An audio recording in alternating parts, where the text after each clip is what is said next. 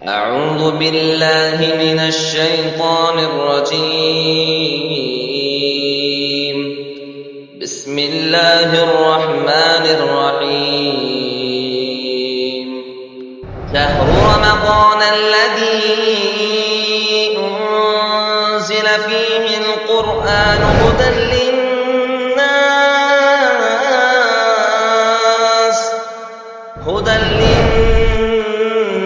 وبينات من الهدى والفرقان، فمن شهد منكم الشهر فليصم، ومن كان مريضا أو على سفر فعدة من أيام أخر.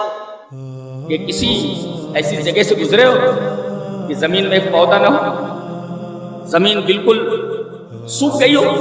دیکھیں اب اسی زمین سے بارش کا موسم ہو، بارش کا موسم اس سرزمین سے گزرو، اس زمین سے گزرو تو لاکھوں پودے نکلے ہوئے ہوتے.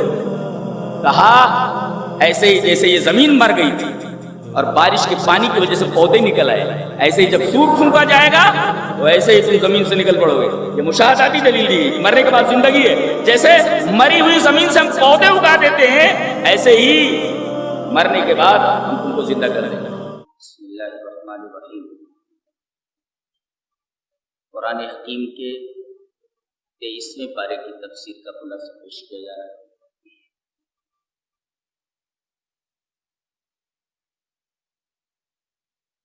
سورہ یاسین میں اللہ نے ارشاد فرمایا اِنَّا نَحْنُ نُحْيِي الْمَوْتَىٰ وَنَكْتُبُ مَا قَدَّمُوا وَآثَارَهُمْ.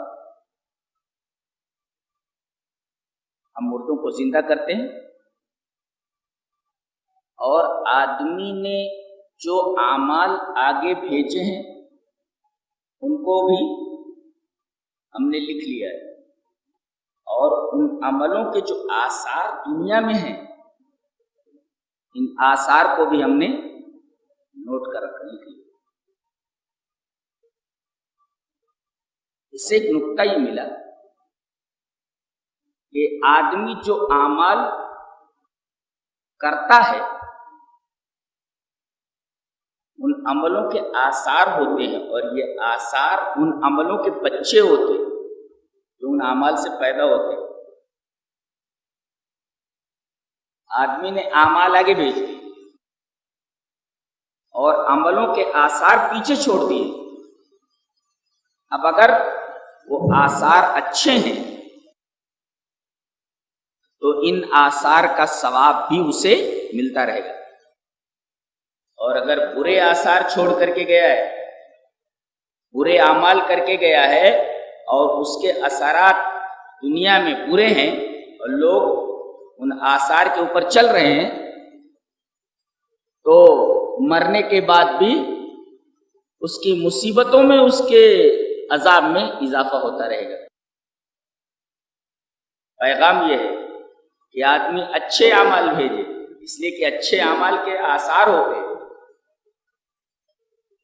برے اعمال آگے نہ بھیجے، اس لیے کہ برے عملوں کے آثار برے ہوتے ہیں، اور ان اثروں کے اوپر جب تک لوگ چلتے رہیں گے وہ مرنے کے بعد ان کی وجہ سے طرح طرح کے عذاب میں مبتلا ہو جائے گا.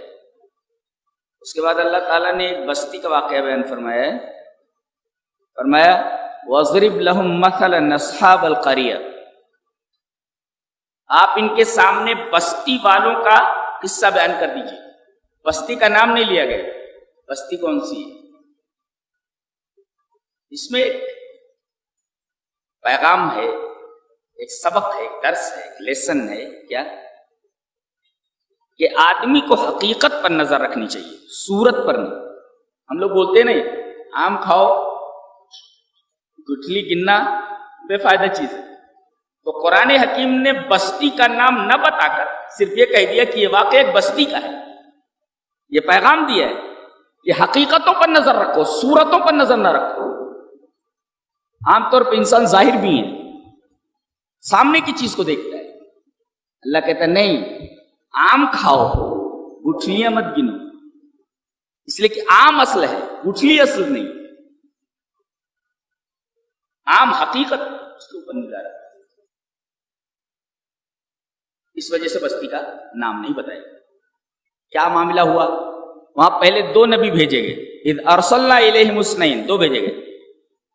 جب ان لوگوں نے انکار کر دیا فکذبوہما، ان دونوں کا انکار کر دیا بستی والوں نے، تو فعززنا بثالث، تو ہم نے ایک تیسرا نبی ان کی تائید کے لیے بھیجا، انہوں نے اس کا بھی انکار کر دیا، تینوں کا بستی والوں نے انکار کر دیا اور کہا قالوا انا تطیرنا بکم، جب سے تم آئے ہو ہمارے اوپر نحوست ہی نحوست آ گئی، یعنی تم منحوس ہو، تمہاری آمد نحوست ہے اور تم سراپا منحوس ہو، اور اگر یہاں بستی سے گئے نہیں تو پتھر مار مار کر کے ہلاک کر دیں گے، لنرجمنکم، پتھر مار مار کر کے ہلاک کر دیں گے۔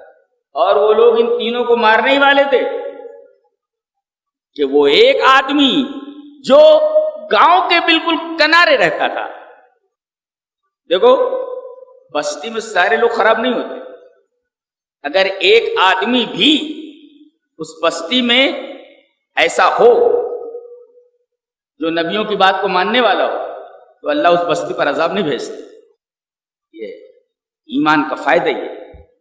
اور کوئی بستی ایسی نہیں ہوتی جس میں کوئی نیک آدمی نہ ہو۔ ایک آدمی نے ان پر ایمان قبول کر لیا تھا، اس نے جب یہ سنا کہ ان تینوں کو یہ لوگ پتھروں سے مار مار کر ہلاک کرنے والے ہیں تو اللہ نے فرمایا وَجَاءَ مِنْ أَقْصَى الْمَدِينَةِ يَسْعَى، وہ شہر کے کنارے سے دوڑتا ہوا آیا۔ اس میں 2 باتیں معلوم ہیں، ایک دوڑتا ہوا آیا، he came running، دوڑتا ہوا آیا، یہ رن کا لفظ کیوں استعمال کیا گیا؟ دوڑتا ہوا آیا، اس میں پیغام یہ ہے کہ کہیں کوئی برا کام ہو رہا ہو، منکر کام ہو رہا ہو تو تغییر منکر کے لیے، اس بری بات کو ختم کرنے کے لیے آدمی کو جلدی کرنا چاہیے، دوڑ کر کے جانا چاہیے۔ اور نبیوں کے سلسلے میں یہ فیصلہ کرنا کہ ان کو قتل کر دیا جائے، یہ سب سے بڑا منکر ہے، سب سے بری بات ہے، لہذا وہ آدمی دوڑتے ہوئے آیا، لہذا اللہ تبارک و تعالیٰ نے اس کی چال کو بھی محفوظ فرما رکھا ہے، وہ دوڑتے ہوئے آیا، اللہ نے اس کی چال کو محفوظ کر دیا، وہ چلتے ہوئے نہیں آئے، وہ دوڑتے ہوئے آئے۔ اور دوسری بات یہ معلوم ہوئی شہر کے کنارے سے، بیچ میں سے کوئی نہیں آیا۔ مفسر لکھتا ہے کہ عام طور پر نبیوں پر ایمان لانے والے غریب لوگ ہوتے، شروع میں غریب لوگ ایمان لاتے، جو عیش و عشرت میں رہتے ہیں وہ جلدی ایمان قبول نہیں کرتے، جو بیچ شہر میں رہتے ہیں وہ بڑے لوگ ہوتے ہیں، عیش و عشرت میں رہنے والے لوگ ہوتے، وہ نبیوں کے پیغام پر اور نبیوں کی بات پر لبیک نہیں کہتے۔ غریب لوگ جو بستی کے باہر رہتے ہیں، سستا کوئی پلاٹ مل گیا اس پر جھوپڑا وپڑا ڈال کر کے رہنے لگے، تو گاؤں کے باہر ہی آدمی تھا جسے پتہ چلتا ہے یہ غریب آدمی تھا، اور اس غریب آدمی نے ایمان قبول کر لیا تھا، تو غریب لوگ نبیوں کی بات پر پہلے ایمان لانے والے ہوتے ہیں، یہ بتایا گیا۔ من اقصى المدینہ سے پہلے کہا گیا یا صحابہ میں کہا گیا، اور آ کر کے کہا ایسے لوگوں کو تم قتل کرنا چاہتے ہو، 2 باتیں بتائی، من لا يسألكم اجرا وهم مهتدون، ان تینوں نبیوں کی مکمل سیرت ایک آیت میں بیان کر دی گئی، اور ان کا پورا کردار ایک آیت میں بیان کر دیا گیا، ان کی پوری سیرت کا نقشہ خاکہ ایک آیت میں بیان۔ من لا يسألكم اجرا، ارے یہ تم سے کچھ مانگ رہے کیا؟ کچھ مانگ نہیں رہے، اور جب کچھ مانگ نہیں رہے تو تمہارا فائدہ ہی فائدہ ہے نا،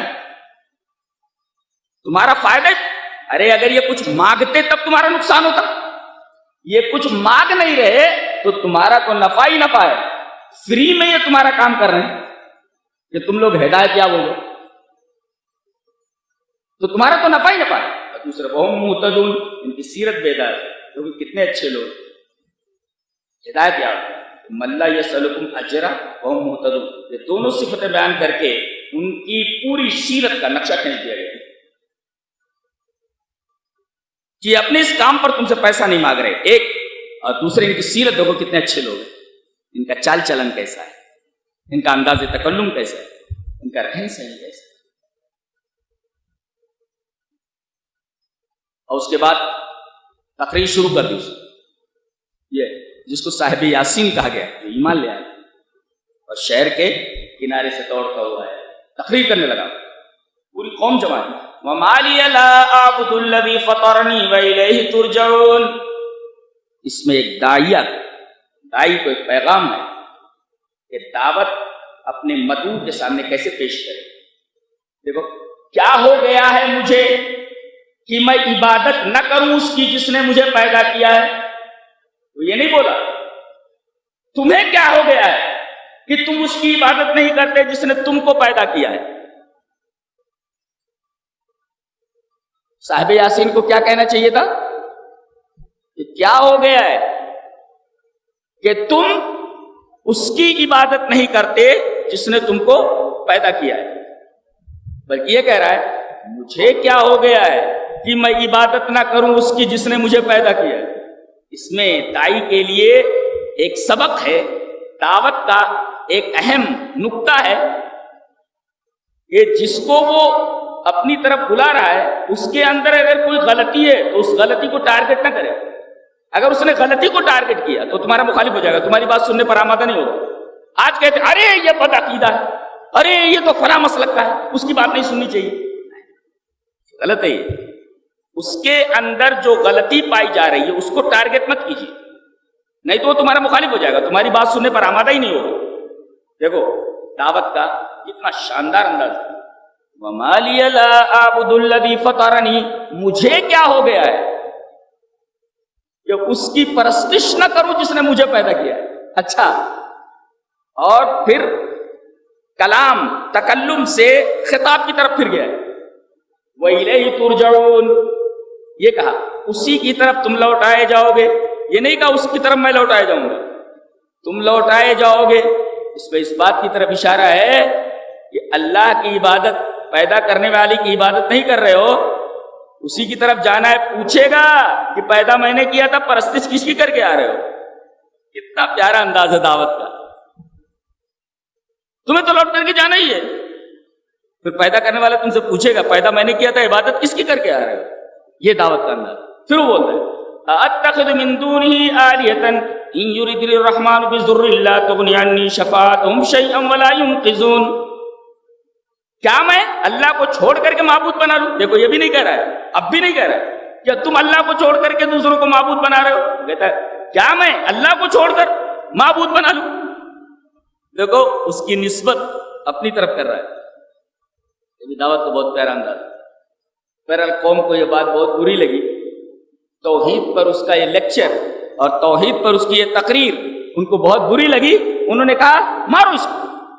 اتنا مارا گیا کہ وہ وہیں اسپاٹی کے اوپر مر گیا، چونکہ یہ اللہ کے لیے توحید کے اوپر مرا تھا، توحید کے اوپر شہید ہوا تھا۔ فوراً کہا گیا قیل ادخل الجنہ، ہم نے کہا کہ تو جنت میں داخل ہو جا۔ پتہ یہ چلا کہ شہید کی لاش قبر میں ہوتی ہے مگر اس کی روح یہاں نہیں رہتی، ڈائریکٹ جنت میں رہتی، اور سبز پرندوں کے قالب میں اس کی روح کو ڈال دیا جاتا۔ سارے شہید جنت میں چڑیوں کے قالب میں ان کی روح رہتی ہے، پوری جنت میں چہچہاتے پھرتے ہیں۔ ان کے لیے برزخ نہیں ہے، بیچ میں جو دورانیہ ہے، ان کی روح یہاں نہیں رہتی، ڈائریکٹ جنت میں رہتی ہے۔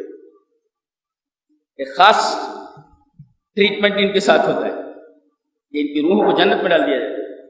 اب جب جنت میں پہنچا تو کہنے لگا قال یا لیت قومی یعلمون، کاش میری قوم کو معلوم ہوتا کہ اللہ تعالی نے توحید کی وجہ سے میرا کتنا اکرام کیا۔ ابن عباس رضی اللہ تعالی عنہما نے اس ٹکڑے کی تفسیر کرتے ہوئے فرمایا رحم اللہ مؤمن آل یاسین نصح قومہ حیا ومیتا، کہ اللہ صاحب یاسین پر رحم کرے کہ زندہ تھا تب تک اپنے قوم کی خیر خواہی، مرنے کے بعد بھی ان کی خیر خواہی کر رہا ہے۔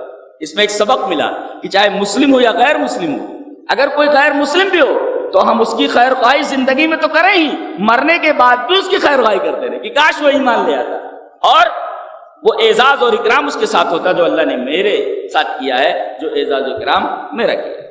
تو بہت بڑی بات۔ اس کے بعد یہیں سے ایک نقطہ نکلا کہ مرنے کے بعد زندگی ہے کیا. دلیل دی گئی. پہلے مشاہداتی دلیل ہے کہ کسی ایسی جگہ سے گزرے ہو کہ زمین میں ایک پودا نہ ہو, زمین بالکل سوکھ گئی ہو. دیکھیں اب اسی زمین سے بارش کے موسم میں گزرو, بارش کے موسم میں اس سرزمین سے گزرو, اس زمین سے گزرو تو لاکھوں پودے نکلے ہوئے ہوتے. کہا ایسے ہی جیسے یہ زمین مر گئی تھی اور بارش کے پانی کی وجہ سے پودے نکل آئے, ایسے ہی جب سور پھونکا جائے گا تو ایسے ہی تم زمین سے نکل پڑو گے. یہ مشاہداتی دلیل دی گئی کہ مرنے کے بعد زندگی ہے. جیسے مری ہوئی زمین سے ہم پودے اگا دیتے ہیں, ایسے ہی مرنے کے بعد ہم تم کو زندہ کر دیں گے. یہ مشاہداتی دلیل ہے. اس کے بعد ایک عقلی دلیل دی گئی. کہا سبحان الذی خلق الازواج کلھا. یہ ایک قانون ہے اس کائنات میں, قانون تزویج, یعنی ہر چیز کا جوڑا جوڑا ہے. کائنات میں ہر چیز کا جوڑا ہے. مرد کا جوڑا عورت, چھوٹے کا جوڑا بڑا, اچھے کا جوڑا برا, ہر چیز کا جوڑا ہے. عقل یہ کہتی ہے کہ ہر چیز کا جوڑا ہے تو دنیا کا بھی جوڑا ہونا چاہیے, آخرت مرنے کے بعد ایک زندگی ہونی چاہیے. اور اللہ تعالیٰ نے یہ کہا کہ ہر چیز کا جوڑا جوڑا ہے. پہلے سبحانہ کا یعنی اللہ پاک ہے. دنیا میں کائنات میں ہر چیز کے جوڑے ہیں مگر اللہ جوڑے سے پاک ہے, اس کا کوئی جوڑا نہیں ہے. اسی وجہ سے پہلے سبحانہ کہا گیا. سبحان الذی خلق الازواج کلھا. پاک ہے وہ ذات جس نے تمام چیزوں کے جوڑے بنائے. بایولوجی یہ بھی کہتی, بایولوجی نے تو اب معلوم کیا ہر چیز کے جوڑے جوڑے. قرآن نے پہلے ہی بتا دیا کہ ہر چیز کا جوڑا ہے. اس کے بعد کہا آیۃ لہم اللیل, زمین میں ان کے لیے نشانی, اور کہا گیا رات ان کے لیے نشانی ہے. آیۃ لہم اللیل, ان کے لیے رات نشانی. اس میں جو لڑکے آئنسٹائن کو پڑھے ہوئے, آئنسٹائن کو تھوڑا بہت پڑھا ہے, وہ جس کا کلیہ ہے بہت مشہور کلیہ ہے نا, MC² والا فارمولا جو ہے کائناتی فارمولا ہے, آئنسٹائن کا فارمولا. تو وہ کہتا ہے ایک ہوتا ٹائم, ایک ہوتا اسپیس. ٹائم اینڈ اسپیس, زمان اور مکان. یہ زمان اور مکان یہ دونوں اللہ کی بہت بڑی نعمت ہے. قرآن حکیم کے زمان اور مکان کا تصور بالکل آئنسٹائن کے تصور سے بالکل الگ ہے. قرآن حکیم نے زمان و مکان کا جو تصور پیش کیا وہ یہ کہ مکان بھی اللہ کی نعمت ہے اور زمان بھی اللہ کی نعمت ہے. اگر مکان نہ ہوتا یہ زمین تو رہتے کیسے, بود و باش کیسے اختیار کرتے, زمین نہ ہوتی تو مکان کیسے بناتے. تو گویا مکان بھی اللہ کی بہت بڑی نعمت. اگر مکان نہ ہوتا, یہ زمین نہ ہوتی تو بود و باش کیسے اختیار کرتے, تم رہتے کیسے. اور زمانہ نہ ہوتا تو اپنے کام کے اوقات, اپنے سونے اور جاگنے کے اوقات کی تعین کیسے کرتے. گویا مکان بھی اللہ کی نعمت ہے, اس کے بغیر تم بود و باش اختیار نہیں کر سکتے تھے. اور زمان بھی اللہ کی بہت بڑی نعمت ہے کہ اس کے بغیر تم اپنے وقتوں کا تعین نہیں کر سکتے تھے کہ کب ہمیں سونا ہے, کب ہمیں اٹھنا ہے, کب فلاں کام کرنا ہے. گویا کہ زمان اور مکان یہ اللہ کی دو بڑی نعمتیں ہیں. یہ زمان و مکان کا ٹائم اینڈ اسپیس کا قرآنی تصور ہے جو پیش کیا گیا, دونوں اللہ کی بہت بڑی نعمت. اس کے بعد فرمایا گیا والشمس تجری لمستقر لها ذلك تقدیر العزیز العلیم. سورج اپنے ٹھکانے کی طرف چل رہا ہے اور ایک دن اپنے ٹھکانے پر پہنچ جائے گا جب, تو یہ بے نور ہو جائے گا. اللہ تبارک و تعالیٰ نے ایک اندازہ مقرر کر رکھا ہے کہ اس ٹھکانے پر پہنچنے کے بعد یہ بے نور ہو جائے گا. یہ شمس کے بارے میں, سورج کے بارے میں تبصرہ ہے.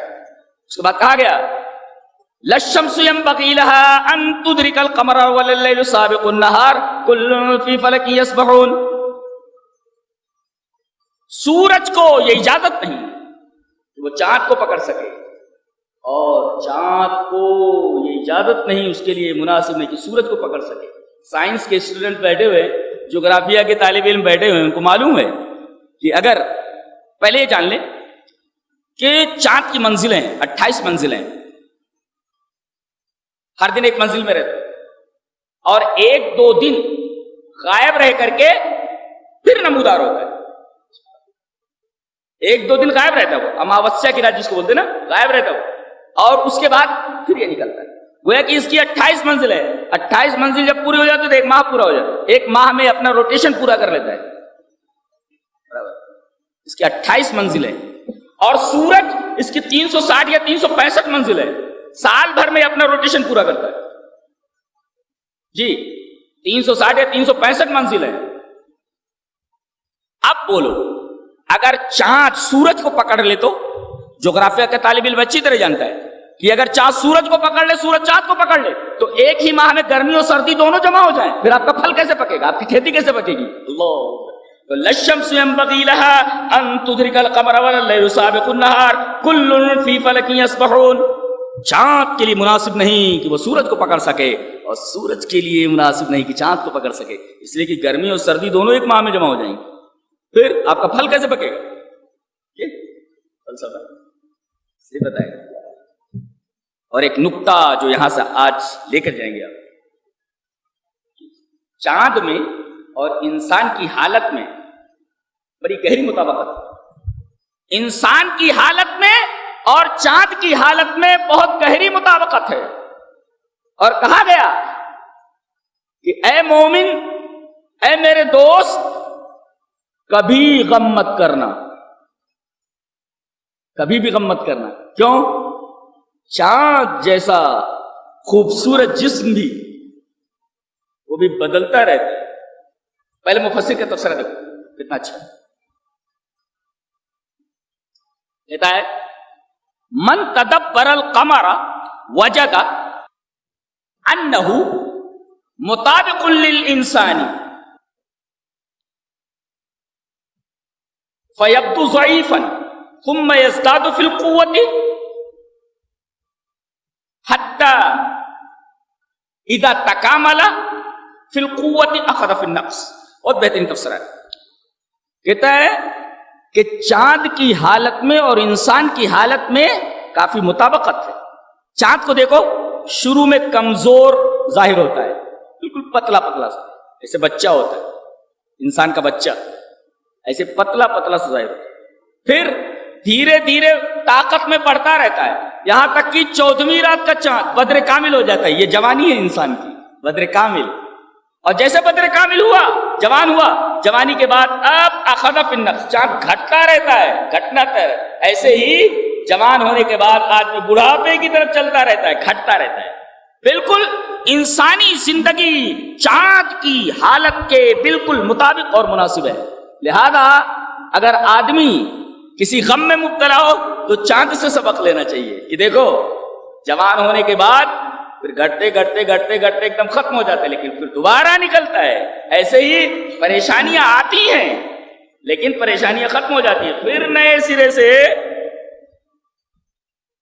آپ کے لیے اللہ تبارک و تعالیٰ آسانیاں رکھ دیتا ہے.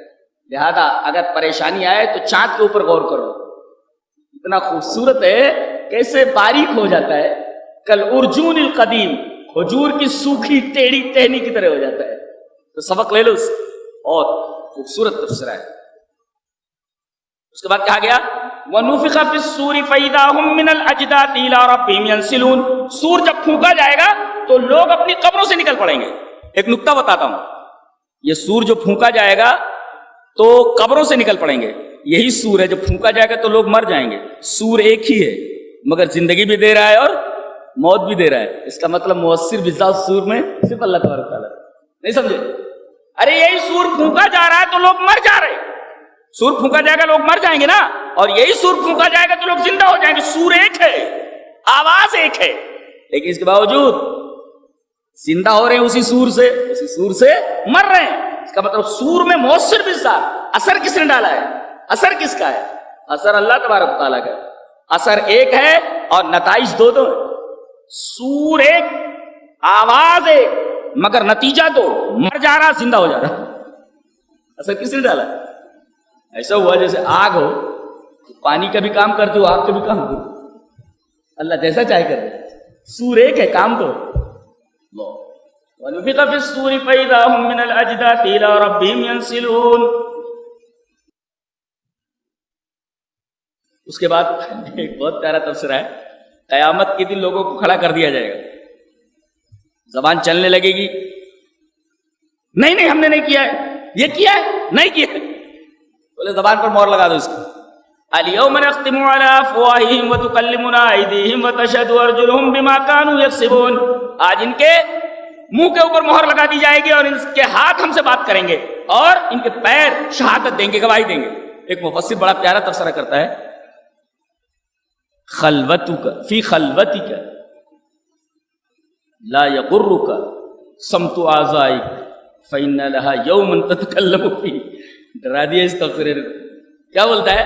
فی خلوتک, تنہائی میں, لا یغرک صمت اعضائک, تمہارے اعضاء کی خاموشی تمہیں دھوکے میں نہ ڈال دے. اس لیے کہ تنہائی میں جو تم نے کام کیا نا, ایک دن یہی اعضاء تمہارے خلاف گواہی دینے والے ہیں. ہوشیار رہنا. فی خلوتک لا یغرک صمت اعضائک, تمہارے اعضاء جو چپ ہیں نا, ان کی چپی سے دھوکہ مت کھانا. ارے یہ بولنے والے ایک دن تمہارے خلاف. لہٰذا تنہائی میں رہو اور یہ سمجھو کہ ہمیں کوئی دیکھ نہیں رہا ہے. ارے دیکھ نہیں رہا ہے, ریکارڈ ہو رہا ہے سب. یہ اعضاء بول دیں گے یہی کیا. تفسیرے نے تو کمال کر دیا. فی خلوتک لا یغرک صمت اعضائک فإن لها یوما تتکلم فیہ. خلوت میں, تنہائی میں تمہیں تمہارے اعضاء کی خاموشی, چپی, سائلنس یہ دھوکے میں نہ ڈال دے, اس لیے کہ ایک دن یہ بولنے والے ہیں تمہارے خلاف. حسین تفسیر. اور کہا لِيُنذِرَ مَنْ كَانَ حَيًّا, یہ قرآن اس لیے اترا ہے تاکہ اس کے ذریعے مردوں کو زندہ کیا جائے. جو لوگ ایمان والے نہیں ان کو ایمان دیا جائے. پتا چلا القرآن الانسان یا انت بغیر القرآن میت, آپ بغیر قرآن کے مردہ ہیں. اگر آپ کی زندگی میں قرآن نہیں ہے تو مردے میں اور آپ میں کوئی فرق نہیں. زندگی قرآن یقین دیتا ہے جی. اگر آپ کے پاس قرآن ہے تو آپ زندہ ہیں, قرآن نہیں ہے تو آپ زندہ نہیں ہیں, مردے کی طرح ہے آپ. بڑی پیاری بات کہی جا رہی ہے. لِمِثْلِ هَذَا فَلْيَعْمَلِ الْعَامِلُونَ, اس طریقے کے کام کرنے چاہیے کام کرنے والوں کو. کام تو بہت سارے ہیں, یہ کام کر لو, وہ کام کر لو, وہ کام کر لو. قرآن کیوں بولتا ہے لِمِثْلِ هَذَا فَلْيَعْمَلِ الْعَامِلُونَ, کام کرنے والوں کو اس طریقے کا کام کرنا چاہیے. اس طریقے کا. اس پر ایک مفسر کا تفسیرہ ہے کہ لَيْسَ كُلُّ هَدَفٍ يَسْتَحِقُّ أَن تَبْذُلَ,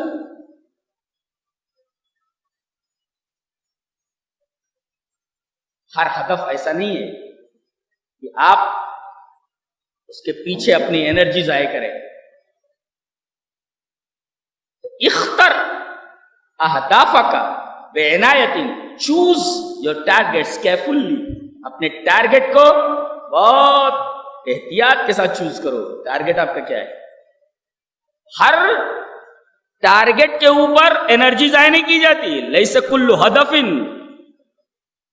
یستحق ان تبذل الجہد, ہر ٹارگیٹ ایسا نہیں ہوتا کہ اس پر آپ اپنی انرجی ضائع کریں. تو اختر اہدافک بعنایت, چوز یور ٹارگیٹس کیئرفلی, اپنے ٹارگیٹ کو, اپنے ہدف کو بہت ہی محتاط انداز میں, بڑے احتیاط سے چوائس کرو, منتخب کرو. اور وہ سب سے بڑا ہدف کیا ہے؟ کام جنت کے لیے کرنا چاہیے. لِمِثْلِ هَذَا فَلْيَعْمَلِ الْعَامِلُونَ, کام وہی توجہ کے لائق ہے جو آدمی کو جنتی بنا دے. ورنہ دنیا میں تو کتا بھی جی لیتا ہے, اس کا کیا ہے, زندہ سبھی رہتے, کتا بھی کام کرتا ہے, دوڑتا رہتا ہے. حضرت ابراہیم علیہ السلام کا واقعہ بیان کیا جا رہا ہے. انہوں نے دائنا ہاتھ آگے کیا, کلاڑا اٹھا لیا, سارے بتوں کو توڑ دیا. اللہ نے فرمایا فراغ علیہم ضربا بالیمین, وہ دائنے ہاتھ سے کڑھالا لے کر کے پل پڑے اور بتوں کو توڑنے لگے.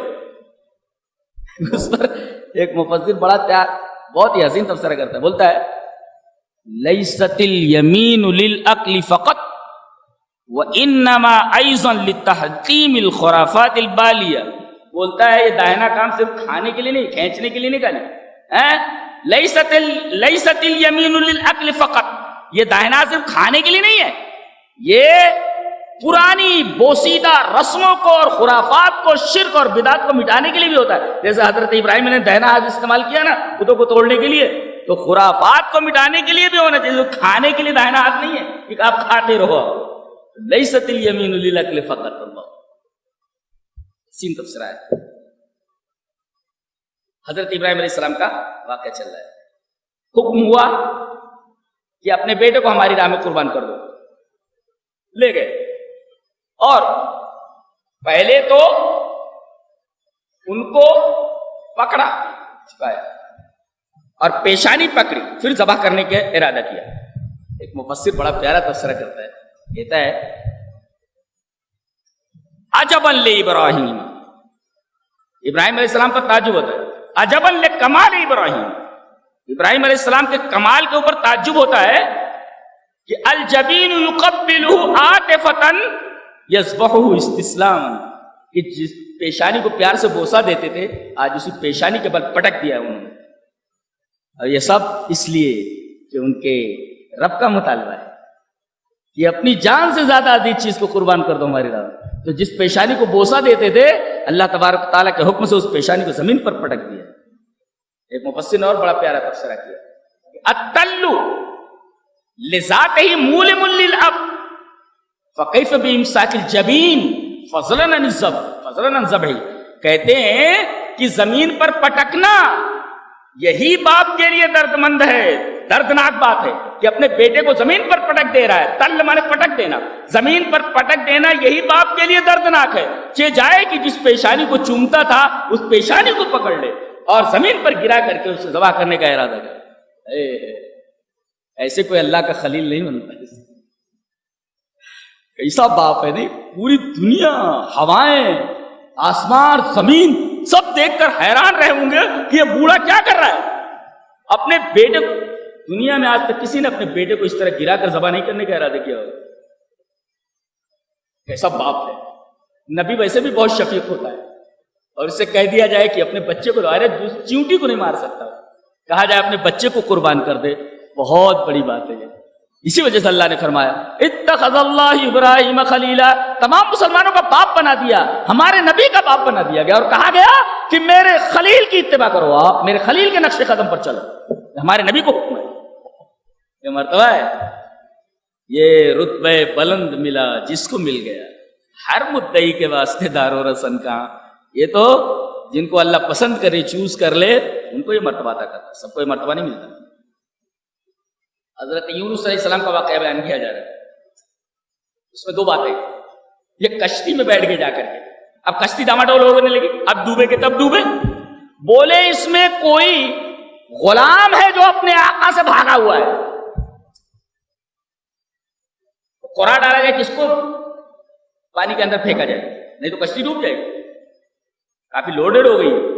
اب قرآن ڈالا گیا, اس کو ڈرا بولتے, ڈرا ڈالا گیا, ڈرا انہی کے خلاف نکلا. کن کے؟ پھینک دو اس کو, اٹھا کے فساہم فکان من المدحضین. قرآن ان کے نام نکلا, ڈرا ان کے نام نکلا, ان کو اٹھا کر کے پانی میں پھینک دیا گیا. پانی میں جیسے گرے, مچھلی نے ان کو نکل لیا, اوپر سے نیچے پہنچ گئے. اس پر ایک مفسر کا تفسیرہ بہت پیارا ہے, کہتا ہے حین یاتب اللہ علیک, حین یاتب اللہ علیک یاتی کا حتی القرآت تاتی لغیر صالح. اگر اللہ تم سے ناراض ہو جائے تو ڈرا ہمیشہ تمہارے خلاف نکلے گا. اللہ اکبر. آج اللہ ہم سے ناراض ہے, لہذا ہماری بربادی کے لیے جو قرآن نکلتا ہے, جو ڈرا نکلتا ہے, وہ ہمارے خلاف ہی نکلتا ہے. حین یاتب اللہ علیک, اللہ تم سے اگر ناراض ہو جائے, حتی القرآت تاتی لغیر صالح, اگر اللہ تم سے ناراض ہو جائے تو ڈرا تمہارے خلاف نکلے گا. ڈرا تمہارے خلاف نکل رہا ہے اس لیے کہ اللہ ہم سے ناراض ہے. اور دوسری بات, فلولا انہ کان من المسبحین, اگر وہ اللہ کی تسبیح نہ بیان کرتے تو قیامت تک میں ان کو بھی زندہ رکھتا اور مچھلی کو بھی زندہ رکھتا. تو کیا شان ہے کہ مچھلی کو بھی زندہ رکھتا میں اور اس کو بھی زندہ رکھتا. فلولا انہ کان من المسبحین للبث فی بطنہ الی یوم یبعثون, قیامت تک مچھلی بھی زندہ رہتی اور اس کو بھی زندہ رکھتے ہم. اس پر ایک بڑا پیارا تفسیرہ ہمارے درس کے لیے, ہمارے سبق کے لیے, کہتا ہے سبح اللہ ایھا المبتلا, اللہ کی تسبیح بیان کر، اے مصیبت زدہ،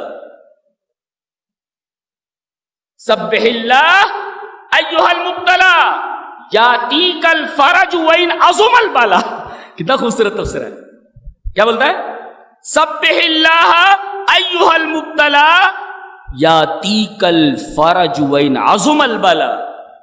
یہ اے پریشان حال، تو کسی پریشانی میں ہے تو اللہ کی تسبیح بیان کر، مصیبت کتنی بڑی کیوں نہ ہو کشادگی آ جائے گی. یاتیک الفرج وان عظم البلا، کتنی بھی بڑی پریشانی ہو اللہ تبارک و تعالیٰ تم کو تمہاری پریشانی سے نجات دے دے گا، نکال دے گا اگر تم اللہ کی تسبیح بیان کرتے ہو. یہ ہمارے لیے سبق ہے. یہ حضرت یونس علیہ السلام کے واقعے کہ تسبیح بیان نہ کرتے تو مچھلی کے پیٹ پہ رہتے. لہذا آپ اگر کسی مصیبت میں ہیں تو اللہ کی تسبیح بیان کریں، خاص طور سے لا الہ الا انت سبحانک انی کنت من الظالمین یہ پڑھیں. اس کے بعد سورہ صاد ہے. سورہ صاد کے اندر اللہ تبارک و تعالی نے حضرت داؤد علیہ السلام کا واقعہ پہلے بیان فرمایا اذ تصوروا المحراب. کچھ لوگوں کو اپنا معاملہ فیصل کرانا تھا تو یہ دیوار کود کر کے اندر آ گئے. اس وقت حضرت داؤد علیہ السلام محراب میں تھے. اس پر ایک مفسر نے بڑا اچھا لکھا ہے، کہتا ہے بادشاہ ہیں لیکن لوگوں کو اگر تلاش کرنا ہے تو مسجد میں تلاش کرو، محراب میں تلاش کرو جہاں نماز پڑھتے ہیں. اللہ اقتدار دیتا ہے، اللہ پیسہ دیتا ہے. اقتدار کے نشے میں اللہ کو بھول جاتے، پیسے کے نشے میں اللہ کو بھول جاتے. دیکھیے بادشاہ ہیں لیکن اگر کوئی انہیں تلاش کرے تو یہ محراب میں ملتے ہیں جہاں یہ اللہ کی عبادت میں مشغول ہوتے ہیں. کتنے خوش نصیب ہیں وہ لوگ. آج تو اقتدار مل جانے پر لوگ اکڑے گھومتے ہیں، اینٹتے پھرتے ہیں، مال مل جائے تو اینٹتے پھرتے ہیں. حضرت داؤد علیہ السلام ہمارے لیے سبق ہے کہ اللہ نے بادشاہ بنایا مگر تلاش کرنا ہو لوگوں کو تو محراب میں تلاش کریں گے. اللہ کی عبادت میں مشغول. گویا کہ اقتدار اور مال بہت بڑی ذمہ داری ہے. یہ اللہ کی نعمت بھی اور زحمت بھی ہے. اگر صحیح سے استعمال کیا آپ نے تو نعمت ہے، اگر غلط استعمال ہوا زحمت ہے آپ کے لیے. یہ حضرت داؤد علیہ السلام کے واقعے سے معلوم ہوا. اور ایک بات اور، وَظَنَّ دَاؤُدُ أَنَّمَا فَتَنَّاهُ فَاسْتَغْفَرَ. داؤد علیہ السلام نے یہ سمجھا، وہ فیصلہ کرنے کے بعد وہ بولنے لگا کہ یہ میرا بھائی ہے، إِنَّ هَذَا أَخِي لَهُ 99 نَعْجَةٌ. اس کے 99 دمبیاں میری ایک دمبی. یہ چاہتا ہے میں اپنی دمبی اس میں ملا لوں. اس کی نیت صحیح نہیں ہے، اس کی نیت صحیح نہیں. یہ میری ایک دمبی بھی لینا چاہتا ہے، یہ 99 کو 100 بنانا چاہ رہا ہے.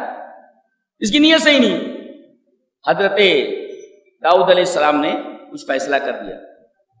اللہ کو فیصلہ پسند نہیں تھا.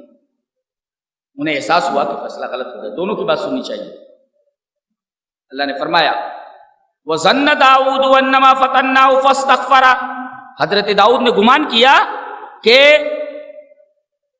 اللہ نے ہم کو فتنے میں مبتلا کر دیا. فَاسْتَغْفَرَ، تو اللہ سے اپنے گناہوں کی معافی مانگی. اس پر مفسر لکھتا ہے، کہتا ہے کہ فتنے کے بعد استغفار کا ذکر کیا تو نجاتک من الفتن الاستغفار. اگر آپ فتنوں میں مبتلا ہیں تو استغفار کیجئے، آپ کو فتنوں سے نجات مل جائے گی. اس لیے کہ فتناہو کے بعد فاستغفر ہے، فتنے میں ہم نے ڈال دیا فاستغفر، تو انہوں نے استغفار کیا. پتہ یہ چلا کہ آدمی فتنے میں مبتلا ہو جائے تو فتنے سے نکلنے کے لیے صرف ایک ہی راستہ ہے، کیا؟ استغفار. نجاتک من الفتن الاستغفار. اس کے بعد حضرت سلیمان علیہ السلام کا تذکرہ ہے. انہیں گھوڑوں سے بہت دلچسپی تھی. اللہ کی راہ میں لڑنے کے لیے کہا کہ اچھے اچھے گھوڑے پیش کیے جائیں. لائے گئے. اذ عرض علیہ بالعشی الصافنات الجیاد، تیز رفتار خوبصورت گھوڑے پیش کیے گئے. فطفق مزحم بالسوق والاعناق، آپ ان گھوڑوں کی دیکھ ریکھ میں ایسا مشغول ہوئے عصر کی نماز چلی گئی. احساس ہوا ارے میں ان گھوڑوں کو دیکھنے کی وجہ سے اس چکر میں نماز بھول بیٹھا. کہا کہ تمام گھوڑوں کو ذبح کر دو. تمام گھوڑے ذبح کر دیے گئے. ایک نکتہ یہ ملا کہ جو چیز انسان کو اللہ کے ذکر سے غافل کر دے، اللہ کی یاد سے غافل، کو پھینک دینا چاہیے. موبائل اگر اللہ کے ذکر سے آدمی کو غافل موبائل پھینک دینا چاہیے. موبائل کیا چیز, وہاں کتنے گھوڑے تھے سب ذبح کر دیے. اب اگر موبائل اگر آپ نے پھینک دیا, غلط یوز ہو رہا تھا, تو اللہ اس کے بدلے آپ کو کیا دے گا وہ دیکھ لو. کہا کہ گھوڑے جس سے تم سواری کرتے تھے, سفر کرتے تھے, تم نے گھوڑوں کو میرے لیے ذبح کر دیا, میں ہوا کو تمہاری سواری بنا دیتا ہوں. ایسا جہاز جس کے اندر کیپٹن نہیں ہوتا, آپ خود کیپٹن ہوتے ہیں, جہاں کہیں گے ہوا لے جائے گی آپ. اللہ اکبر, ہم نے ہوا کو تمہارے لیے مسخر کر دیا. فسخرنا له الريح, ہم نے ہوا کو ان کے لیے مسخر کر دیا. ہماری یاد سے غافل کرنے والی چیز کو تم نے اپنے سے ہٹا دیا, گھوڑوں کو جو زمین پر چلتے ہیں, تو میں نے تم کو ایسی سواری دے دی جو ہوا میں چلتی ہے. اللہ کہتے ہیں ہوائی جہاز ہم نے بنایا. ارے ہوائی جہاز تو نے کیا بنایا بھائی؟ قرآن نے پہلے بتا دیا. ہوائی جہاز کا تصور بھی اس وقت نہیں تھا. قرآن نے بتا دیا کہ ایک نبی تھا جو ہوا پر چلتا تھا. کیا ہے تمہارے پاس؟ ننگی بھوکی سائنس. کیا ہے اس کے پاس؟ کچھ بھی نہیں. ننگی بھوکی سائنس ہے, کچھ نہیں اس کے پاس. جہاز ہم نے بنایا. ارے جہاز قرآن یا تو کیپٹن رکھنا پڑتا ہے, یا ایسا ہو رہا پڑتا. اب یہاں بتا دیا گیا اتنا نرم چلتی ہے, اگر آدمی ہوائی جہاز کے اوپر بیٹھ جائے تو اڑ کر پتہ نہیں کہاں چلا جائے گا. اور ہوائی سے چلتی ہے, اتنی تیز چلتی ہے وہ. جب چالو ہوتی ہے ہوائی جہاز, اگر آدمی اس کے قریب ہو تو اندر آ کر کے ٹکڑے ٹکڑے ہو جائے گا جی. لیکن یہاں ہوا پر بیٹھے ہوئے ہیں اور ہوا چل رہی ہے, جہاں چاہ رہے ہوا اتار دے رہی. تو گویا یہاں جہاز ہوا کے قبضے میں ہے, اور سلیمان کا جہاز ایسا ہے کہ ہوا اس کے قبضے میں. یہ فرق ہے دونوں. اسی وجہ سے سخرنا لہ الریح کہا گیا. دنیا میں جہاز ہوا کے قبضے میں ہوتی ہے, اور وہاں اللہ نے فرمایا ہم نے ہوا کو سلیمان کے قبضے میں دے دیا ہے. یہ فرق ہے دنیا کے جہاز میں اور حضرت سلیمان علیہ السلام کے جہاز. ایسی ہر وہ چیز جو ہم کو اللہ کی یاد سے غافل کر دے, اس کو اگر پھینک دو تو اللہ اس سے اچھی چیز تمہیں دینے والا ہے. تم نیک بن جاؤ, اللہ سب کچھ تمہیں دینے کے لیے تیار ہے. اس کے بعد معاشرے کے لیے بڑی پیاری بات کہی جا رہی ہے کہ اللہ تعالیٰ نے جنوں کو بھی ان کے قبضے میں دے رکھا تھا. اور جن کئی طریقے کے تھے, سب کے شعبے الگ الگ تھے, ڈپارٹمنٹس الگ الگ تھے. کچھ تو مستری تھے, والشیاطین کل بناء وغواص. بننا من مستری, یہ مکان بنانے والے, مکان بناتے. غواص ایک ڈپارٹمنٹ الگ تھا, وہ سمندروں میں بوتا لگا کر کے موتیاں نکالتے تھے, ایک ڈپارٹمنٹ کا تھا. وآخرین مقرنین فی الاسفاد, کچھ سرکش تھے جو بات نہیں مانتے تھے, تو ہتکڑیاں اور بیڑیاں لگا کر کے ان کو بند کر دیا گیا تھا. جنوں کو سرکش تھے. اس پر ایک مفسر بڑا پیارا تبصرہ کرتا ہے, وہ شاید معاشرے کے حالات دیکھ کر کے بہت چیم و جبی ہیں. کیا لکھتا ہے؟ کہتا ہے السجن للاشرار کف من افساد المجتمع. اگر کرائم کو روکنا ہے تو کرائم کرنے والوں کو سلاخوں کے پیچھے ڈال دو. کیا بولتے ہیں؟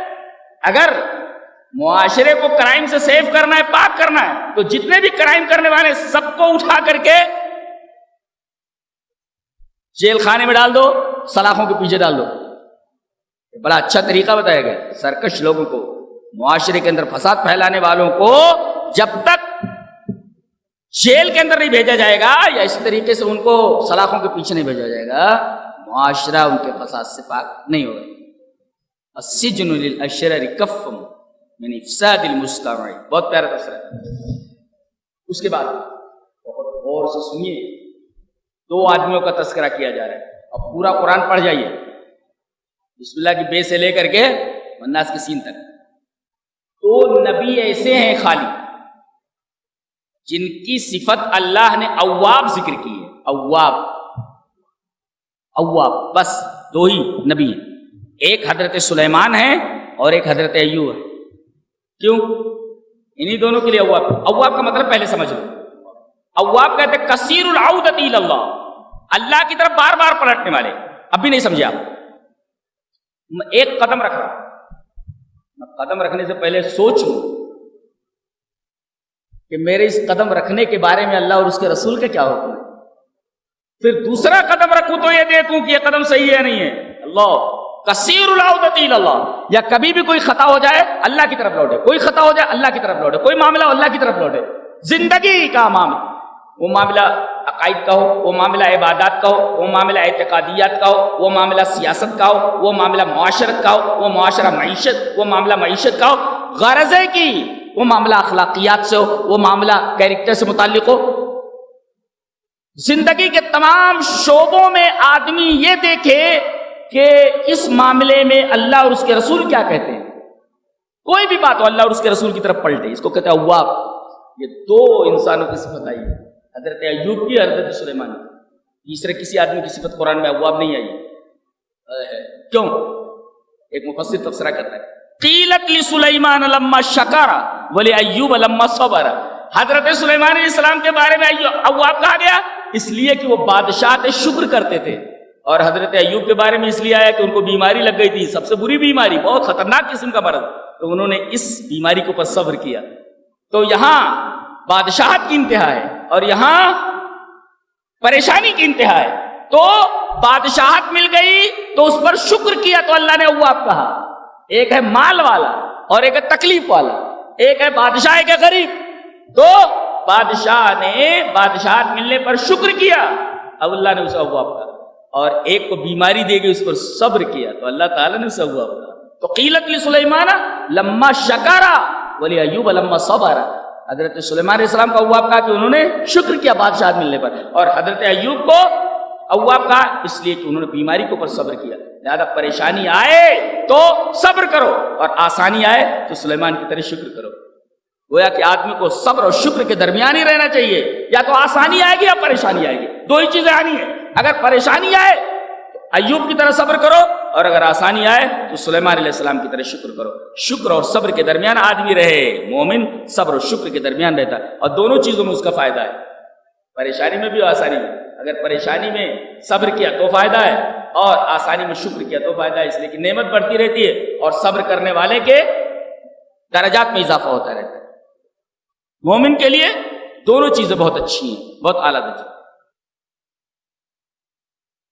اور ایک بڑا پیارا تبصرہ دل کو محسوس دینے والا، کہتا ہے کلما ذہبت فاللہ ینتظر رجعتک۔ اور وہ آپ کہتے ہیں کہ بھئی گناہ کر رہا پلٹ آئے، خطا کر رہا پلٹ آئے، اس کو بھی وہ آپ کہتے، کوئی غلطی ہو جائے تو پلٹ آئے، اس کو بھی وہ آپ کہتے۔ مفسر کا تفسیرہ یہ ہے کہ کلما ذہبت، گناہ کے میدان میں تم کتنی دور ہی کیوں نہ چلے گئے ہو، کتنی دور چلے گئے ہو، فاللہ ینتظر رجعتک، اللہ انتظار کر رہا کہ میرا بندہ لوٹے گا کب، اب پیار کرتا ہے، کتنی دور بھی گناہوں کے میدان میں چلے جاؤ، اللہ ینتظر رجعتک، اللہ انتظار میں ہے کہ میرا بندہ کب گناہوں کے میدان سے میری طرف پیار کرتا ہے۔ جو اتنا پیار کرے ہمیں اس کی کوئی فکر ہی نہیں، تو قرآن کہتا ہے کہ تم اس کی طرف پلٹو، اواب بن جاؤ، اواب بنو، انتظار کر رہا ہے وہ تمہارا کہ تم لوٹتے کب ہو گناہوں کے میدان سے میری طرف۔ اور رمضان جیسا مہینہ آپ کو دے دیا گیا ہے، قرآن جیسی کتاب آپ کو دے دی گئی ہے، اور ٹوٹی پھوٹی چیزیں آپ کے سامنے بیان کی جا رہی ہیں، تو آپ پلٹو، کتنی بھی دور چلے گئے، اللہ تمہارے انتظار میں کہ لوٹتے کب۔ بہت پیارا تفسیر، بہت حسین تفسیر ہے۔ حضرت ایوب علیہ السلام کے لیے دو چیزیں، ایک تو یہ بیماری ٹھیک کرنا ہے، کہا کہ اپنا پیر مارو، پیر مارتے ہی وہاں سے چشمہ نکل پڑا، کہا کہ اس کا پانی پیو، نہاؤ، ھذا مغتسل بارد و شراب، یہ ٹھنڈا پانی نکلنے کی جگہ ہے، یہاں غسل کرو ٹھنڈے پانی سے، اور شراب یہ چشمے کا جو ٹھنڈا پانی ہے پیو، نہاؤ اور پیو، پینے سے اور نہانے سے یہ بیماری دور ہو جاتی ہے۔ میڈیکل سائنس میں نیا دھماکہ ہے یہ، جو ابھی جلدی چالو ہوا ہے کچھ سالوں سے۔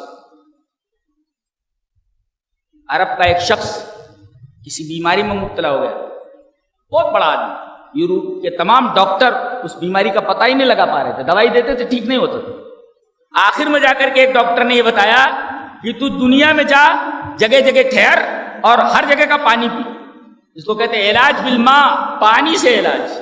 یہ ایک نئی سائنس ہے، پانی سے علاج کرنا۔ اللہ تعالیٰ نے پانی کے اندر شفا رکھی ہے۔ دیکھیں کتنی بری بیماری تھی، کتنی خراب بیماری میں مبتلا تھے۔ اللہ تعالیٰ نے اس پانی کے پینے کی وجہ سے، چشمے سے جو نکل رہا تھا پینے کی وجہ سے اور نہانے کی وجہ سے شفا دی تھی. اس کا مطلب یہ ہے کہ بہت ساری بیماریاں جو ڈاکٹروں کے پاس جن کا علاج نہیں ہے وہ پانی کے اندر موجود ہے. یہ نئی پیتھی ہے، بہت ساری پیتھی چالو ہیں، یہ نئی پیتھی، نیو پیتھی ہے یہ، جس کو قرآن حکیم میں بیان کیا ہے. کیسی پیتھی ہے دیکھو کہ پانی پیو، پانی سے نہاؤ. ہم لوگ گرم پانی سے نہانے کے عادی ہیں. ٹھنڈی میں جو ہے زیادہ گرم پانی سے مت نہاؤ، ٹھنڈے پانی سے نہاؤ، صحت مند رہو. آدھا مختصر بارد کہا گیا، ٹھنڈا پانی زیادہ یوز کرو نہانے کے لیے. گرم پانی کے عادی مت بنو. کہتے ہیں ڈاکٹر کہ اس سے بیماریاں پیدا ہو جاتی ہیں. ٹھنڈے پانی سے جی. آدھا مختصر بارد و شراب، تو انہوں نے پیا اور نہائے، ٹھیک ہو گئے. یہ پیر مارنے کے لیے کیوں کہا؟ ایسے بھی تو چشمہ نکل سکتا تھا، وہاں جاؤ آج چشمہ ہے ہم نے نکال دیا، پی لو نہا لو. پیر مارو، پیر مارنے کے لیے کیوں ہے؟ ایک مفسر تبصرہ کرتا ہے کہ آدمی بیمار ہوتا ہے، علاج پاس ہی ہوتا ہے لیکن اس وقت تک ٹھیک نہیں ہوتا اور وہ علاج سمجھ میں نہیں آتا، جبکہ پیر کے پاس ہی ہوتا ہے جب تک اللہ نہ چاہے. جی دیکھو علاج جو پیر کے پاس ہی تھا لیکن جب تک اللہ نے شفا نہیں رکھی تھی تب تک شفا نہیں ہو. لہذا شفا بھی اللہ ہی تبار، شفا کے تعلق سے اللہ ہی پر بھروسہ کیا جائے. خود ایک ایک لفظ قانون ہے. اللہ جب بولتا ہے لفظ قانون. کہتے ہیں انا وجدناہ صابرا نعم العبد، ہم نے ایوب کو صابر پایا، کیا ہی اچھا بندہ ہوا. ایک عالم تھے، وہ آیت پڑھ کر زارو قطار روتے تھے. ان سے پوچھا گیا کیوں روتے ہو؟ کہا یہ دیکھیے اللہ فرما رہا ہے ایوب کے بارے میں، ہم نے ایوب کو صابر پایا، کیا ہی اچھا بندہ ہے. ارے صبر تو اسی نے دیا پھر بھی تعریف کر رہا ہے. صبر دینے والا بھائی، تعریف کرنے والا بھی نہیں. اگر صبر نہ دیتا تو صبر کر پاتے؟ کہتے صبر بھی اسی نے دیا اور تعریف بھی وہی کر رہا ہے. روتے تھے. انا وجدناہ صابرا نعم العبد، ہم نے ایوب کو صابر پایا، کیا ہی اچھا بندہ ہے، کیا ہی اچھا بندہ ہے. اللہ نے فرمایا کیا ہی اچھا بندہ ہے. ایک مفسر کا اسے تبصرہ، من لم یصبر علی البلاء فهو بئس العبد، جو مصیبت کے اوپر صبر نہ کرے وہ نعم العبد نہیں بئس العبد ہے. نعم العبد مانے اچھا بندہ، کیا ہے اچھا بندہ، اور بئس العبد کے بعد کیا ہی برا بندہ ہے. تو من لم یصبر علی الابتلاء، کوئی اگر پریشانی میں صبر نہ کرے تو وہ بہت برا بندہ ہے، اور پریشانی میں اگر صبر کرتا ہے تو نعم العبد ہے، اچھا بندہ. یہ مفسر کا تبصرہ. آگے ہمارے اس شہر کے مطابق ایک بڑا پیارا منظر قرآن حکیم نے بیان کیا ہے. جنت میں پہنچے، متقین فیہا یدعون فیہا بفاکہۃ کثیرۃ وشراب. وہ پانی لے کر کے آؤ، وہ مرغے لے کر کے آؤ، وہ بکرے لے کر کے آؤ، وہ میوے لے کر کے آؤ. یدعون فیہا بفاکہۃ کثیرۃ وشراب، زیادہ میوے لے کر کے آؤ، زیادہ سے زیادہ پینے کی چیزیں لے کر کے آؤ. یدعون فیہا مانے مگانا، دعا بے مانے مگانا، مگائیں گے وہ اور ٹیک لگائے ہوئے. متقین فیہا، جنت میں ٹیک لگائیں گے اور آرڈر دیں گے. یدعون فیہا بکل، دعا بے مانے آرڈر دینا. لاؤ ذرا وہ آلو اٹھا کر کے لاؤ، وہ پینے کی چیزیں اٹھا کر کے لاؤ، کھانے کی چیزیں اٹھا کر کے لاؤ. بس آدمی کھاتا ہی رہے گا وہاں، کھاتا ہی رہے گا. اس پر ایک مفسر کا تبصرہ بہت پیارا ہے. کہتا ہے کثرت الاکل فی الدنیا سبیل السمن وکثرت العلل بخلاف اہل الجنہ فہی نعیم مستمر بلا اذی. کیا پیارا تبصرہ ہے. کہتا ہے دنیا میں آدمی زیادہ کھاتا ہے تو موٹا ہو جاتا ہے اور طرح طرح کی بیماریاں ہو جاتی ہیں. سبیل السمن، سمن مانے موٹاپا. کھا کر کے آدمی اپنا ویٹ پٹ اپ کر لیتا ہے، اب کم کرنے کے لیے ادھر ادھر دوڑتا رہتا ہے اور اتنا کھا کر کے اتنا موٹا ہو جاتا ہے کہ واکنگ چینجز انٹو ڈانسنگ، آدمی کی چال جو ہوتی ہے وہ ڈانس میں تبدیل ہو جاتی ہے. پتہ نہیں کیسے کیسے چلتا ہے. اتنا کیوں کھا لیتے ہو کہ تمہاری چال ڈانس بن جاتی ہے؟ تو کم کھاؤ، ہلکا رکھو اپنے آپ کو، اسی میں عافیت ہے. آدمی اگر زیادہ کھا کر کے ویٹ پٹ اپ کر لے گا تو اس کی چال ڈانس بن جائے گی. لوگ دیکھ کر چل رہا ہے ڈانس، یہ واکس اور ڈانس. آدمی چل رہا ہے، یہ واکس اور ڈانس چل رہا ہے کہ ڈانس کر رہا ہے؟ تو کم کھاؤ. ہاں جنت میں خوب کھینچو, جنت میں خوب کھاؤ, وہاں موٹاپا کچھ نہیں آتا ہوتا. ہاں بالکل سلم رہو گے تم, وہاں کھانے کا اثر تمہارے جسم کے اوپر نہیں پڑے گا, بالکل بھی نہیں کہ تم موٹے ہو جاؤ گے, تمہارا ویٹ پٹ اپ ہو جائے گا وغیرہ وغیرہ. ہاں یہاں زیادہ کھاؤ گے تو مصیبت میں مبتلا ہو جاؤ گے. یہ ایک مفسر کا تفسیر ہے کہ کثرت الاکل فی دنیا سبیل السمن, موٹاپے کا سبب ہے. اور وہ کثرت العلل, طرح طرح کی بیماریاں پیدا ہو جاتی. موٹا ہو جاتا ہے آدمی نا, ہر طریقے کی بیماری, اور زیادہ موٹا ہو جائے تو سب سے پہلے تو شوگر وغیرہ کا معاملہ رہتا ہے, آدمی شوگر میں مبتلا ہو جاتا ہے, زندگی خراب ہو جاتی ہے. آگے بڑی پیاری بات کہی, شیطان سے کہا گیا فرشتوں کے ساتھ سجدہ نہیں. کیا کہنے لگا؟ انا خیر منہ, میں سے بہتر آدم سے. اس پر ایک مفسر کا تفسیرہ ہے کہ لو کان العبرۃ بالادعاء لکان ابلیس خیرا من آدم. اگر دعوے سے کام چل جاتا, دعوے ہی کا اعتبار ہوتا تو ابلیس آدم سے بہتر تھا. یہاں لوگ دعوے تو بہت کرتے ہیں مگر دلیل ان کے پاس نہیں. تو اصل دعویٰ نہیں ہے, دلیل معنی رکھتی ہے. اس کے پاس دعویٰ تھا مگر دلیل نہیں تھی کہ میں اس سے بہتر ہوں. اور دوسرے, ابلیس امام العنصریین, نسل پرستوں کا امام ہے ابلیس, اس لیے کہ کہتا میں آگ سے بنا ہوں. کچھ لوگ ہیں نا گورے اور کالوں کے درمیان تمیز کرتے ہیں, ان کو عنصری بولتے ہیں. عنصری کا مطلب نسل پرست, کہ ہماری نسل سب سے اچھی, ہم گورے ہیں تو ہمیں کالوں پر حکومت کرنے کا فطری حق اور نیچر نے حق دے دیا ہے, لہٰذا ہم کالوں پر حکومت کریں گے. اس کو کہتے ہیں نسل پرست, عربی میں اس کو کہتے ہیں عنصری. جانتے ہیں اس کے نقش قدم پر چلنے والے کون, یہ لوگ کون ہیں؟ یہ ابلیس کے مقتدی ہیں, ابلیس امام ان کا, عنصریین کا. آگ سے بنا ہوں, میں مٹی کے سامنے جھکوں گا, میں گورا ہوں, میں کالوں پر حکومت کرنے کے لیے پیدا کیا گیا ہوں, میں فلاں خاندان کا ہوں, لہذا دوسرے لوگ مجھ سے ذلیل ہیں. یہ حرکت صرف اور صرف ابلیس کی ہے. اللہ, بہت پیاری بات کہی. اس کے بعد سورہ زمر ہے, یخلقکم فی بطون امہاتکم خلقا من بعد خلق فی ظلمات ثلاث. ہم جب تم کو پیدا کرتے ہیں تو 3 تاریخیں ہیں. آدمی کے بنانے میں ہمارے بنانے میں فرق ہے. آدمی کے کسی چیز کے بنانے کے لیے اجالا چاہیے, اگر اجالا نہ ہو چیز نہیں بنا سکتا. ہمارا معاملہ ہے کہ اجالا نہیں, 3 تاریکیوں میں ہم تمہاری تخلیق کرتے ہیں. کیا تخلیق ہے, پانی کے اوپر ہم پینٹنگ کرتے ہیں. فارسی شاعر نے کتنا اچھا کہا, دیہات لطف را صورت چوپری کہ کر دس بر آپ صورت گری, کہ نطفے کو پری جیسی صورت دیتا ہے. دنیا کا کون سا پینٹر پانی کے اوپر نقاشی کر سکتا ہے؟ آپ پینٹنگ کس پر کر سکتے ہیں؟ کاغذ کے اوپر. پانی کے اوپر پینٹنگ کر کے بتائیے, بہتے پانی کے اوپر. اللہ نے بتایا میں بہتے پانی کے اوپر نقاشی کر سکتا ہوں, کرتا ہوں میں. اللہ, اور تم اجالے کے اندر تخلیق کرتے ہو, میں اندھیرے کے اندر, وہ بھی 3 تاریکیوں کے اندر تخلیق کرتا ہوں. میری کسی بھی تخلیق کو پر انگلی اٹھا کر کے بتاؤ. یخلقکم فی بطون امہاتکم خلقا من بعد خلق فی ظلمات ثلاث.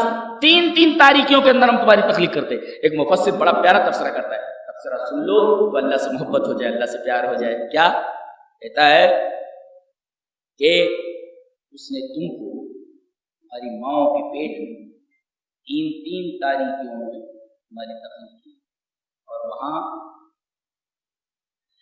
لا یعتنی بک احد حتی امک, وہاں تمہاری دیکھ بھال کرنے والا کوئی بھی نہیں تھا, یہاں تک کہ تمہاری ماں بھی نہیں. وحدہ اللہ رعاک, صرف اللہ تبارک و تعالی نے تمہاری حفاظت کی. جہاں نہ ڈاکٹر کا گزر ہو, نہ تمہارے باپ کا گزر ہو, نہ تمہاری ماں کا گزر ہو, بتاؤ تم کو کس طرح سے پالا اسے؟ تو سب سے زیادہ محبت کس سے ہونی چاہیے؟ کس سے ہونی چاہیے؟ جس نے اس وقت تمہاری حفاظت فرمائی جب کوئی تمہاری حفاظت کرنے والا نہیں تھا. آج عالم یہ ہے کہ اسی نے سب کچھ کیا, اسی کو ہم بھول بیٹھے ہیں. ہم سے زیادہ بے توفیق, ہم سے زیادہ بد نصیب تو اللہ ہمارے اوپر ہے. آخری بات یہ کہی گئی, افمن یتقی بوجہہ السوء العذاب یوم القیامہ. اسی کا تفسیرہ بڑا پیارا, جہنم میں ڈال دیا گیا. غلت الید والرجل ولم یبق الا الوجہ یدافع عن نفسہ العذاب. ہاتھ میں ہتکڑی ہے, پیر میں بیڑی ہے, اب عذاب آ رہا ہے. بے چارگی اور بے بسی دیکھو کہ اپنے چہرے سے عذاب کو دور کرنے کی کوشش کر رہے ہیں. ہاتھ بندھے, پیر بندھے, آدمی چہرے سے اپنے اوپر آنے والے عذاب کو دور کر رہا ہے. آج چہروں کے اوپر بہت زیادہ محنت کی جا رہی ہے. ہیروئنوں کو دیکھو, ہیرو لوگوں کو دیکھو, دوسرے لوگوں کو دیکھو, سب سے زیادہ محنت کس کے اوپر ہو رہی ہے؟ صرف چہرے کے اوپر. یہ چہرہ جب تک جوان رہتا ہے تب تک آدمی اس کا خریدار رہتا ہے. چہرہ ختم ہو گیا تو کوئی خریدار نہیں رہتا. لہذا ہیروؤں کو دیکھ لیجئے، ہیروئنوں کو دیکھ لیجئے، دیگر چینلوں میں کام کرنے والوں کو دیکھ لیجئے، سارے پروڈکٹس دیکھ لیجئے، سب چہرے کو اچھا کرنے کے لیے ہے۔ بتایا گیا ہاتھ پیر باندھ دیے جائیں گے، چہرہ فیس کر پائے گا اللہ کے عذاب کو؟ جس کو تم سجا رہے ہو یہی فیس کرنے والا ہے، یہی فیس کرنے والا ہے، حالت خراب ہو جائے گی چہرے کی۔ اللہ، یہ رہا 23ویں پارے کا خلاصہ۔ اللہ ہمیں نیک عمل اور اچھی سمجھ تو فرمائے۔ وآخر دعوانا الحمدللہ۔ وتلك حجتنا آتيناها إبراهيم على قومه نرفع درجات من نشاء إن ربك حكيم عليم ووهبنا له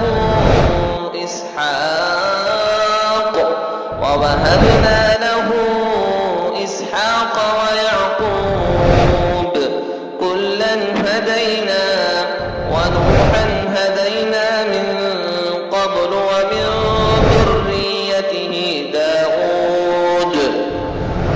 ومن ذريته داود وسليمان وأيوب ويوسف وموسى وهارون وكذلك نجزي المحسنين